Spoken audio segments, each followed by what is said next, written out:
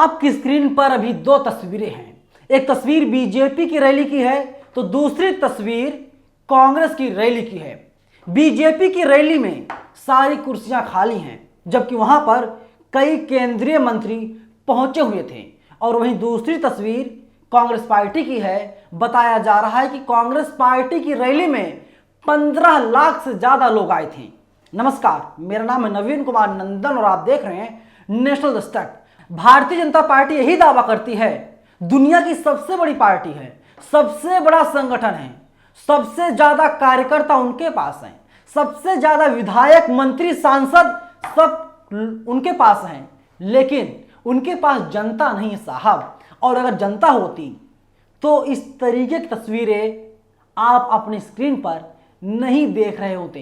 ये मैं नहीं कह रहा हूं, नेशनल दस्तक नहीं कह रहा है, बल्कि एबीपी न्यूज की एक रिपोर्ट है, वो खुद बता रही है। देखिए, एबीपी न्यूज लिखता है एमपी इलेक्शन 2023 सीहोर जिले में जन आशीर्वाद यात्रा, नरेंद्र सिंह तोमर और ईरानी की सभा में खाली रही कुर्सियां।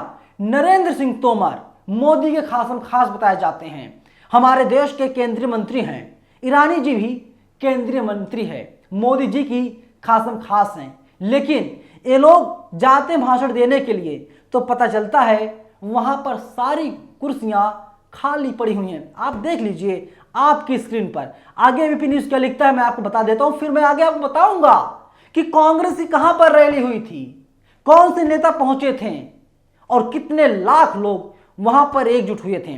देखिए, एबीपी लिखता है राजधानी भोपाल के नजदीकी जिले सीहोर के जिला मुख्यालय पर आज भारतीय जनता पार्टी की जन आशीर्वाद यात्रा का आगमन हुआ। इस दौरान शहर में रोड शो और जनसभा का आयोजन भी किया गया। जन आशीर्वाद यात्रा में दो केंद्रीय मंत्री शामिल हुए, जिनमें कृषि मंत्री नरेंद्र सिंह तोमर और केंद्रीय मंत्री स्मृति ईरानी शामिल हुई। लेकिन विडंबना यह रही कि दो केंद्रीय मंत्रियों के आगमन के बाद भी सीहोर भाजपा जनता को एकत्रित नहीं कर सकी। आम सभा के दौरान ज्यादातर कुर्सियां खाली ही नजर आई। अब आप सोचिए कि मध्य प्रदेश में सीहोर में सरकार किसकी है, पता ना आपको? बीजेपी की सरकार है। जब सिंधिया कांग्रेस से बीजेपी में आ गए थे, कांग्रेस की सरकार गिर गई थी, बीजेपी की सरकार बन गई थी। लेकिन वहां की जनता बीजेपी को स्वीकार नहीं कर रही है। ये मैं नहीं कह रहा हूं, बल्कि एबीपी न्यूज की ये रिपोर्ट बताने के लिए काफी है। तमाम बड़े बड़े आयोजन किए जाते हैं, बड़े बड़े प्रोग्राम किए जाते हैं, बड़ी बड़ी बातें की जाती हैं, लेकिन ऐसा लगता है कि आम जनता का मोहभंग अब भारतीय जनता पार्टी से हो गया है और भारतीय जनता पार्टी को जनता नकारने का काम कर रही है। चलिए अब आगे बढ़ते हैं। सुप्रिया भारद्वाज का एक ट्वीट है, इन्होंने लिखा कांग्रेस की तेलंगाना रैली का असर दिख रहा है, दिल्ली में भी असर की गूंज सुनाई दे रही है। रिवाइज्ड एस्टीमेट के मुताबिक इस रैली में लगभग 15 लाख लोग मौजूद थे। और आप भीड़ देख करके अब अंदाजा ही लगा लीजिए। हम आपको 2-3 सेकंड की क्लिप दिखा रहे छोटी सी। आप देखिए कि यहाँ पर राहुल गांधी पहुंचे हुए हैं और जिस तरफ राहुल गांधी घूम रहे हैं, मुड़ रहे हैं, आगे पीछे दाएं बाएं चारों तरफ भीड़ ही भीड़ दिखाई दे रहा है। और यकीन मानिए अगर कोई यहाँ पर जा करके सरसों छींट दे, क्योंकि सरसों का दाना जो होता है बहुत ही ज़्यादा महीन होता है, सरसों का दाना जमीन पर नहीं गिरेगा बल्कि लोगों के सिर पर ही रह जाएगा, इतनी ज़्यादा भीड़ है। और कांग्रेस पार्टी लगातार अब चुनाव को लेकर तैयारी कर रही है। और मैं आपको बता दूं, इसी साल हमारे देश के 5 राज्यों में विधानसभा के चुनाव होने हैं और जो है कि साल के अंत में चुनाव होंगे। इनमें राज्य हैं, देखिए नंबर 1 पर आता है राजस्थान, 2 पर मध्य प्रदेश, 3 पर छत्तीसगढ़, 4 पर तेलंगाना और 5 पर मिजोरम। 5 राज्यों में इसी साल के आखिर में चुनाव होने हैं और माना जा रहा है कि अक्टूबर के पहले हफ्ते में ऐलान भी हो सकता है। भारतीय जनता पार्टी तो घबराई हुई है साहब, क्योंकि जनता तो आ ही नहीं रही है। और एबीपी न्यूज जैसे संस्थान जब ऐसी ऐसी बातें लिख रहे हैं तो आप यकीन मानिए कि कुछ तो बड़ा होने जा रहा है। अब आप देख लीजिए, न्यूज तक ने भी ट्वीट कर दिया कांग्रेस की तेलंगाना में हुई रैलियों की धमक से परेशान हो सकती है भाजपा। क्या इस राज्य में भी पार्टी बिगाड़ देगी? बीजेपी का खेल यानी भारतीय जनता पार्टी का खेल लगातार बिगड़ता हुआ दिखाई दे रहा है। और कांग्रेस की नेता प्रियंका गांधी वाड्रा का एक ट्वीट है, बहुत तेजी से वायरल हो रहा है। तेलंगाना की जनता से कई वादे किए गए हैं, 6 गारंटी दी गई हैं। नंबर 1, महालक्ष्मी योजना, महिलाओं को 2,500 रुपये प्रतिमाह, सरकारी बसों में फ्री यात्रा, 500 रुपये में गैस सिलेंडर। आप सोच रहे हैं 500 रुपये में, जहां दिल्ली जैसे बड़े शहरों में, यूपी जैसे राज्यों में गैस सिलेंडर दाम कितने साहब? 1,000 रुपये के आसपास। पहले 1200-1300 थे, तो जो है कि नरेंद्र मोदी जी ने बहुत बड़ी मेहरबानी कर दी, तकरीबन 700-800 बढ़ा करके 200 रुपये कम कर दिया है। तो अभी भी गैस के दाम 1,000 रुपये के इर्द गिर्द घूम रहे हैं। और वहीं कांग्रेस कह रही है जब वे लोग सत्ता में आएंगे 500 रुपये में गैस सिलेंडर देने का काम करेंगे। नंबर 2, इंदिरा अम्मा इंदलू, घर बनाने के लिए 5 लाख रुपए की सहायता।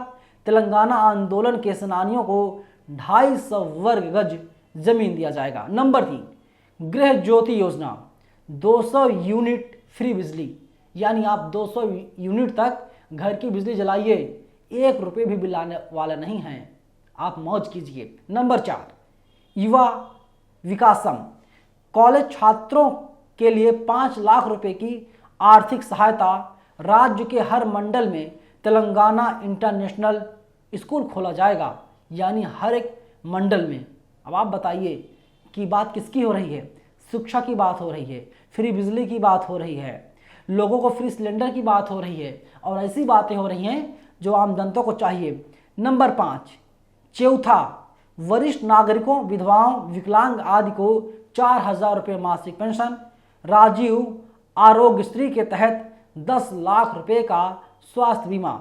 नंबर 6, रायतु भरोसा, हर साल किसानों को 15,000 रुपये और मजदूरों को 12,000 रुपये की आर्थिक मदद।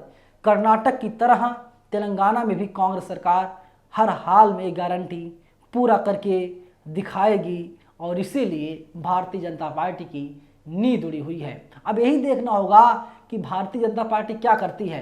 लेकिन भारतीय जनता पार्टी के नेता साहब जहाँ जहाँ जा रहे हैं उनकी रैलियाँ फ्लॉप हो रही हैं। जन आशीर्वाद निकाला जा रहा है, जन आशीर्वाद यात्रा, जन आक्रोश यात्रा भी निकाली जा रही है, लेकिन नतीजा क्या हो रहा है उसका?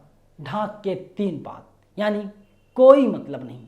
अब आप बताइए, जहाँ पर ईरानी जी जाती हैं, ईरानी जी की एक कॉल से तो भैया तमाम पत्रकारों की नौकरी चली जाती है, लेकिन ईरानी जी जब जाती हैं मध्य प्रदेश में सीहोर जिले में, तो वहाँ की जनता नकार देती है। ईरानी जी आप आई हैं, हम नहीं आएंगे, हम आपको देखने, हम आपको सुनने नहीं आएंगे, आप आइए, खाली कुर्सियों को भाषण सुना दीजिए, चली जाइए।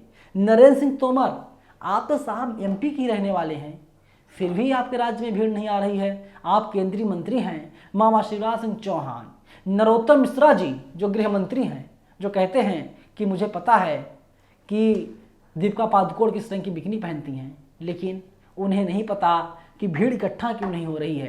क्या भारतीय जनता पार्टी को अभी से हार का डर सता रहा है? वैसे भी बीजेपी आला कमान ने तो ऐलान कर दिया है, मध्य प्रदेश में वे लोग मामा शिवराज सिंह चौहान के चेहरे पर चुनाव नहीं लड़ेंगे, और अगर बीजेपी जीतती भी है तो जान लीजिए कि शिवराज सिंह चौहान का मुख्यमंत्री बनना बहुत मुश्किल हो जाएगा या नामुमकिन रहेगा, क्योंकि भारतीय जनता पार्टी ने तो ऐलान कई महीने पहले ही कर दिया था, और अब भारतीय जनता पार्टी को जनता एक सिरे से नकारने का काम कर रही है। मैं एक बार फिर से आपको दोनों तस्वीर दिखा देना चाहता हूं। एक तरफ 15 लाख की जनता है, 15 लाख लोग एकजुट हैं, दूसरी तरफ खाली कुर्सियां हैं, और 2 केंद्रीय मंत्री नरेंद्र मोदी के सबसे चहेते दोनों मंत्री हैं, ईरानी जी और तोमर जी, लेकिन फिर भी भीड़ इकट्ठा नहीं हो रही है। फिलहाल इस वीडियो में इतना ही, लेकिन आप लोग क्या सोचते हैं? कि आपको भी लग रहा है वास्तव में मध्य प्रदेश में बीजेपी हारने जा रही है, या फिर बीजेपी जीत जाएगी? कहा जा रहा है कि नरेंद्र मोदी के चेहरे पर चुनाव लड़ा जाएगा। धन्यवाद। नेशनल दस्तक की आपसे गुजारिश है कि अगर इसको बचाना चाहते हैं तो नेशनल दस्तक को सब्सक्राइब करने के लिए रेड कलर के सब्सक्राइब बटन को दबाएं फिर बेल आइकन की घंटी दबाएं। नेशनल दस्तक को बचाने के लिए बहुत जरूरी है कि हर खबर को शेयर करें, लाइक करें, कमेंट जरूर करें।